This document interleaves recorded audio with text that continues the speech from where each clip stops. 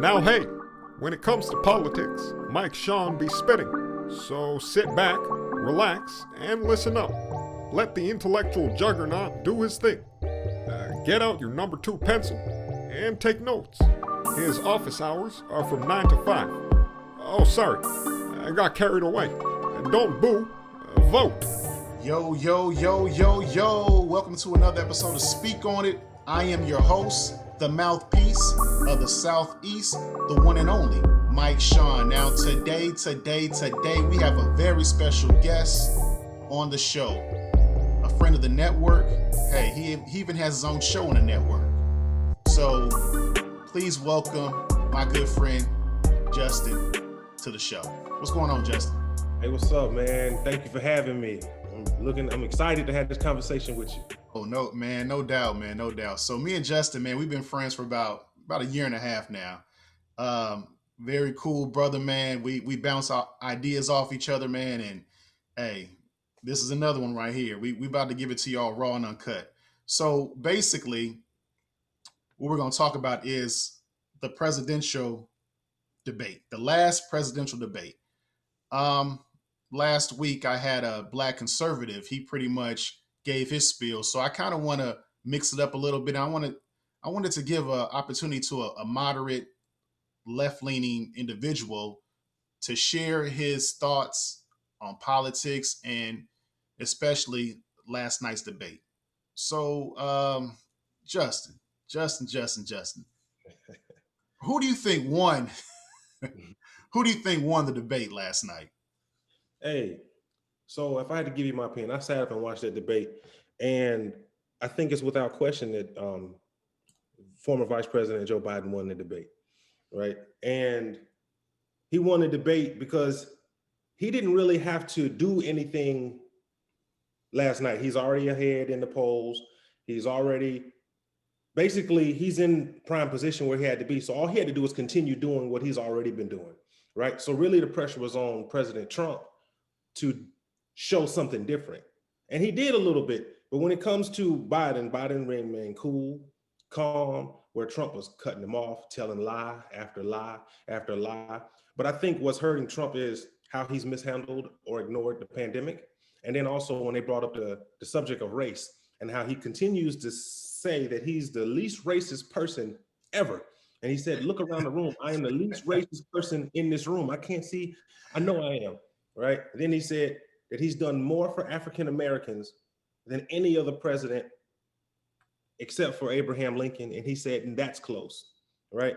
Things that he's saying, being able to not acknowledge things that he's not done or things that he's done, the division that he sowed in this country, where we are. I think that he's in a position where he can't come from under those things and he doesn't own it. It's always someone else's fault. And for those reasons, I think that he's going to lose a lot of debates when he dodges those questions. Yeah, I have to agree with that.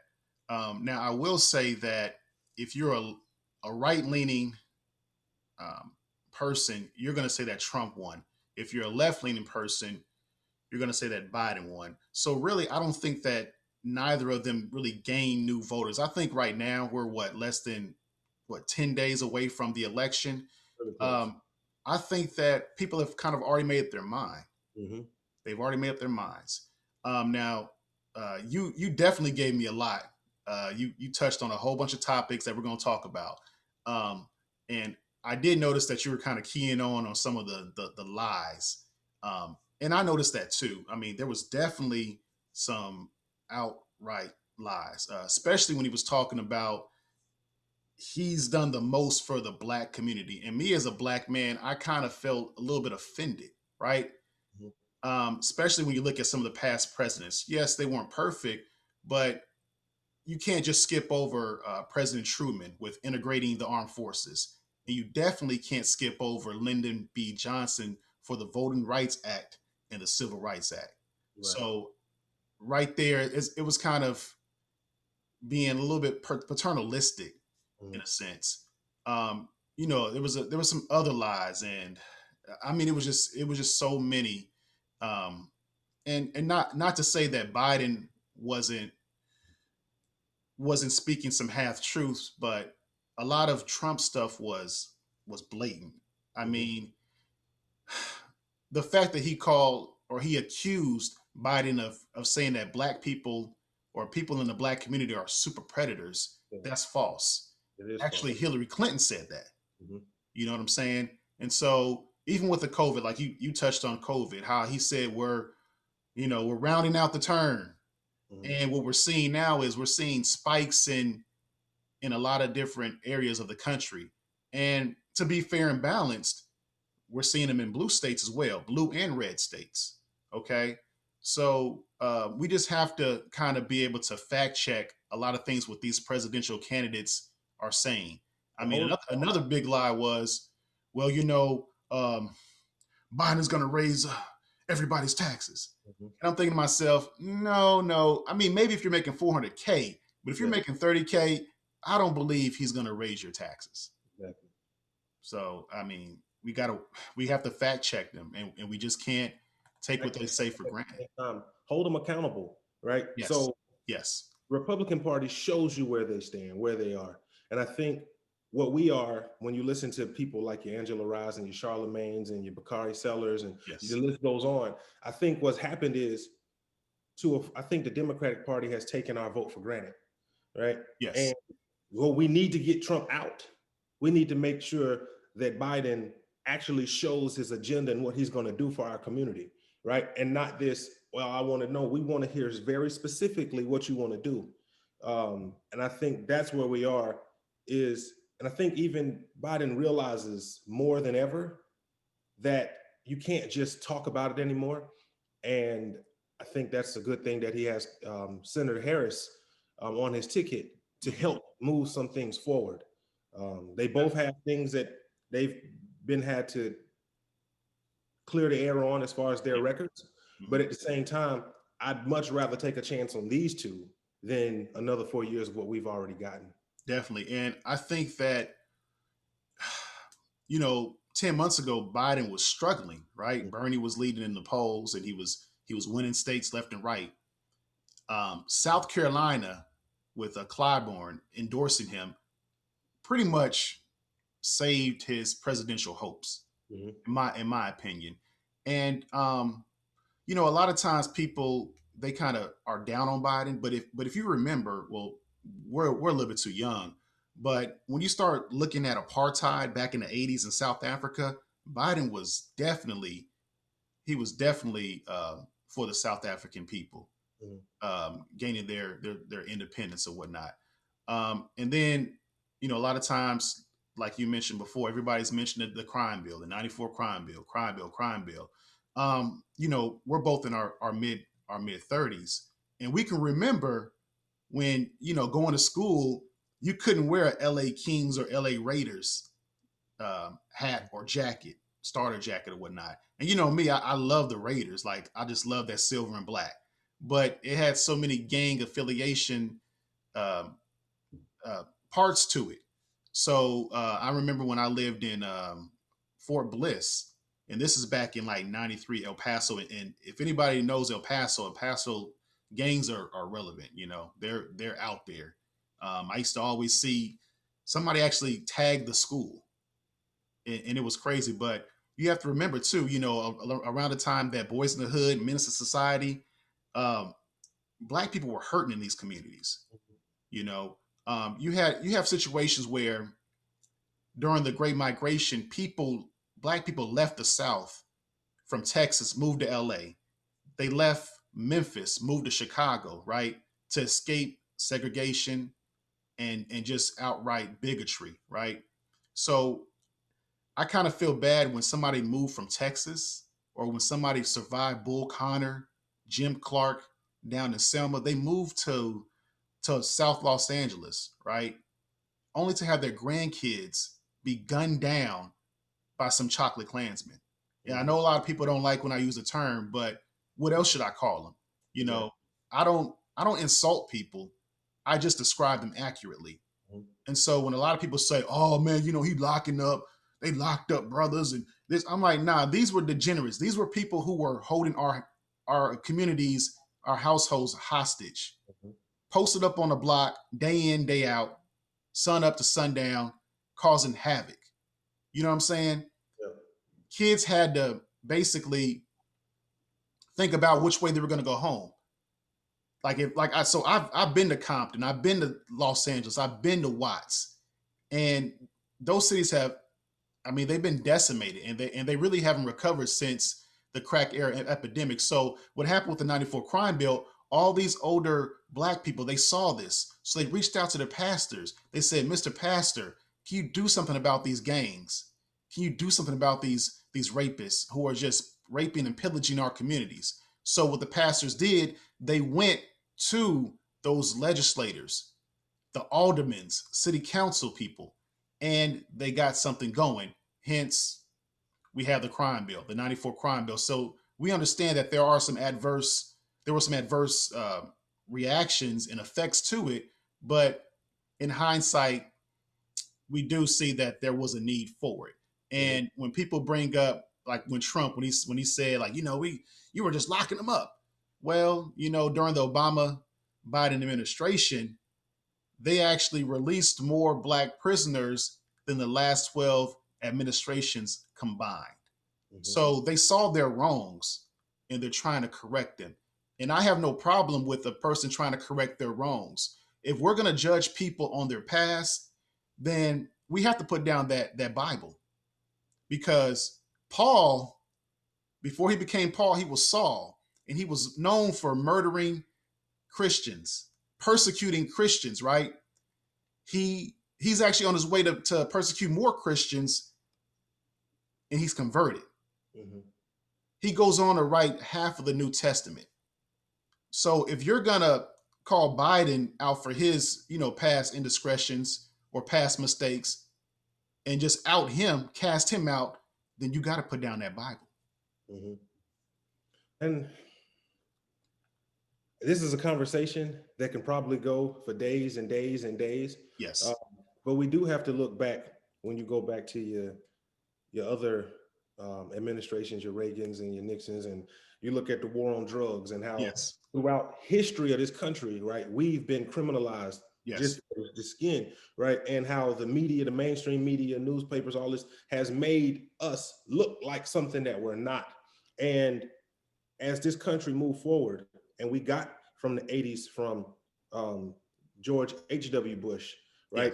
Then we moved to what was happening was that everybody had to be tough on crime. That was the only way to move forward, right? So Clinton had to be tough on crime, and they had to attack crime. And I think in retrospect, they realized that the way that they approached it wasn't the most effective way to approach it. And I think where I give, like you said, give him the credit is, okay, I look back. Let's look back. Let's look at how we handled that drug epidemic. Look how we handled this opioid crisis, how we criminalized the black man, but we want to send these people to rehab and treatment and counseling. And I think America is discovering its truth and having to face the music for a lot of these different things that have happened. And though it's happened, I think we're moving in the right direction. The reason why I just can't go with anything Trump is he's flat out showing you, right? He doesn't care, right? Cares about money. He cares about himself. He cares about his rich friends. He's sowing so much discord and division and hate and spewing things and not going against white supremacy, not taking a stand for this, refusing to say Black Lives Matters. At this point in time, to a lot of people, I would urge them to vote, even though if they say Joe Biden is not who they want, he's more in the direction of where you're trying to go than Trump is. And I would say, get on the bus, go to this exit, and we'll continue to get further and further to where we're trying to be. But we can't take our foot off the gas. We have to keep pressure on these people and realize that the presidential election, though it's important, we have to make sure we vote for our local, for city officials, state officials. We have to make sure that we hold those people accountable, because these are the people that really are affecting us on a day in and day out basis. And we just have to make sure that we continue having this conversation. We can't stop once this election is over with.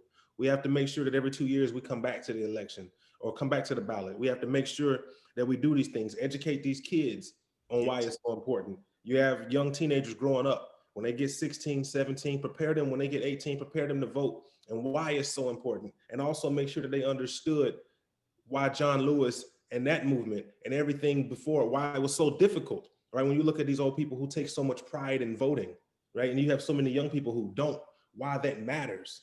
I just think that there's so many, man, we can go for days about the topic. Yes. I mean, and definitely, I mean, I remember the first time that I voted in Houston, Texas, and voted with my grandmother. So my grandmother, she's what, 78 years old now. She lived through segregation in Houston, Texas. You know what I'm saying? Just seeing people done wrong. So my thing is this: they wouldn't be trying to attack your vote if it didn't matter. Exactly. You know what I'm saying? Even like if you look at some of the movements, the grassroots movements, like the Tea Party did what they were supposed to do. And some of their people that they had in office, if they didn't do their will, they voted them out. So every group has watchdogs. And like you were saying, you cannot take your foot off the pedal. You know, if Biden gets in there, Kamala, whoever on the city, and then even the county, the local elections, you have to put your foot in them. I don't want to say that on the air, but you have to hold them accountable, because if you don't, you're going to keep on finding yourself upset because you're not getting any results. Yep. You know, and not so hold them accountable, but educate yourself. We do too much of, well, they said, no, read, yes, understand, educate yourself, have conversations, have rallies, go to forums, go to your city yes, council, pay attention to what's really going on rather than listening to the man on the corner or the person over here. Actually educate yourself to the truth. Don't spread, like they say, fake news, but it's a lot of it out here. It's a yes, lot of yes. articles that aren't true. Mhm. Read the link, see what source that's coming from. Make sure you know what you're talking about. Listen to pay attention to who you're listening to when you're out here in the community. So that way you're not out here just saying, man, you know what, man, listen, they don't care, right? Yeah. No, you stand up, you educate yourself, educate those around you. And that way, when we go to the table, because sometimes what happens is we demand change. Okay, what change do you want? Exactly. We have to have a certain agenda. And Yes. my thing is this, right? So I'm never one to proselytize people on who they should vote for, right? If you want to vote for the right, that's on you. If you want to vote for the left, that's on you, right? But vote for your best interests and make a sound, informed vote, right? So people have to realize that yeah, you know, you may not care for Fox News or you may not care for CNN, but you know, flip through that channel once or twice just to see what opposition or what's going on, because on both sides there is a lot of fake news out there. And people just have to be mindful. You can't base your political opinions off memes. Memes are cool, but I've seen thousands of memes in the last 10 years that are just false. Exactly. You know, That's what we got to make sure that we do is pay attention, educate ourselves, be involved, and be an example, be present, do the things that we want others to do. This community can no longer sit and wait on somebody to show up. We need to come together, support one another, and take back our communities, take back our youth, take back our education, and show the strength that this community has always shown in the past, right? And it's just, for me, I get frustrated when I hear people say, man, listen, my vote doesn't count. It's not important. I shouldn't do this. Well, it is important and it does matter. And when you don't vote and you tell other people, then you got 5, 10, 15, 20, 50 people who are listening to you, who are looking up to you saying, well, if he's not going to vote, I'm not going to vote. And then the same thing. Well, if she's not going to vote, I'm not going to vote. If my vote doesn't matter, no, get out here and do it. And I think that's the reason why you look on the other side of the aisle. So many people have gotten arrogant and crazy with the things that they do. Why? Because they know you're not going to vote me out. I remember when we had the meeting here in the city of Huntsville at the Richard Shower Center, the doggone district attorney said, if you don't like me, vote me out, right? That's a challenge because he's seen you're not going to show up. You're not going to vote. And I think that's something that we actually got to come together. I saw recently Snoop Dogg was saying that he's going to vote. This is his first time voting in his life. And he said that he didn't know that he could vote because of some of the trouble that he gotten into. But not only that, once he found out he could, he took it upon himself to start bringing in gang members, ex-gang members, ex-felons, this and this, because they have the ears and eyes of so many young people that he's using them to bring people to the ballot box. So I just think a lot of people are believing things that are not true because someone told them. And I think now we have a responsibility to make sure that we tell people the truth. Exactly, exactly. So, like you were saying earlier, we can talk about this like to, It'll go to on and on and eternity. on. You know what I'm saying? We always have these discussions. So moving on. So who do you have winning in a hypothetical matchup? Do you have Mike Tyson or Muhammad Ali? Oh, Lord. So that's an incredible matchup. You got speed, finesse versus power. All right. Mike, oh Lord. I'm gonna tell you this, just to be totally honest, when people hear my opinion, I'm not the biggest boxing guru out here, but I would tell you if I had to pick, I'd pick Mike Tyson. That's what's up. That's what's up. So I the pick next, Mike, right? No, Muhammad he was quick, but the power in which Mike Tyson is gonna, I couldn't see. Now, I would say that Muhammad Ali could get him. He probably wouldn't get him in the first match. Right? Yeah. And you know, I've always said that Mike has to get him out of there early. Yeah. If he waits around, Muhammad Ali is gonna get in this rhythm and just tag him because Mike is a shorter fighter but he has that power and that speed and power in both hands. So I got Mike winning for when Mike was at his height, he was in fights like that. Yeah. Right? And that's the thing. But you're right. You let Muhammad get in there and start dancing around and getting into his zone. That's dangerous. Yeah. So let me ask you this too, and I know you're a Kobe fan, probably not as big as me, but you're a pretty big Kobe fan. I will say that. Who do you have winning one-on-one? Michael Jordan or LeBron James? I'm going with Michael all day. Okay. All day. Right. Footwork, IQ, quickness, the ability to jump shot, his dunk, his penetration, right? Where I give the upper hand to LeBron is his leaping ability. Well, Jordan got leaping ability too. Mm-hmm.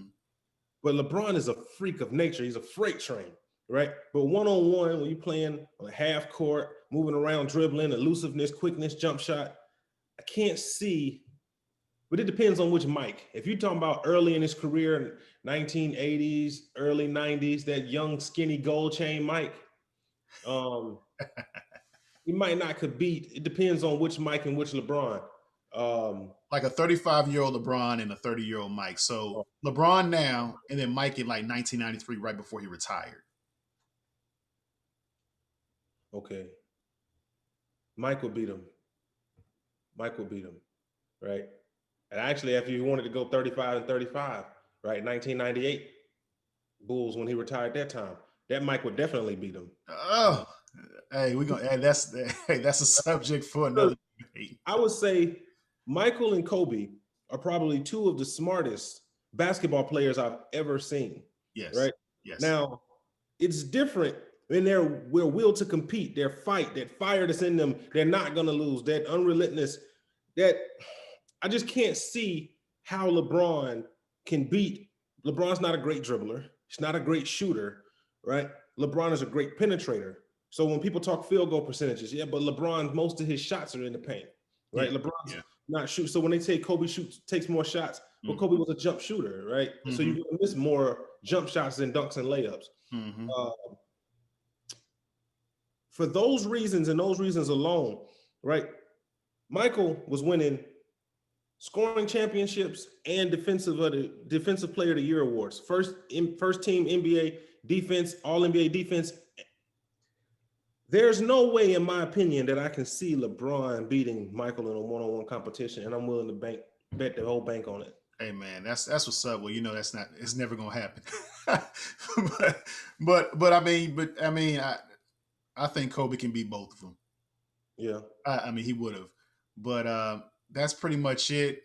Thank you for joining the show, and we'll see you in the future, man. Just keep doing what you're doing with the foundation. Hey, Rocket City Network, we out.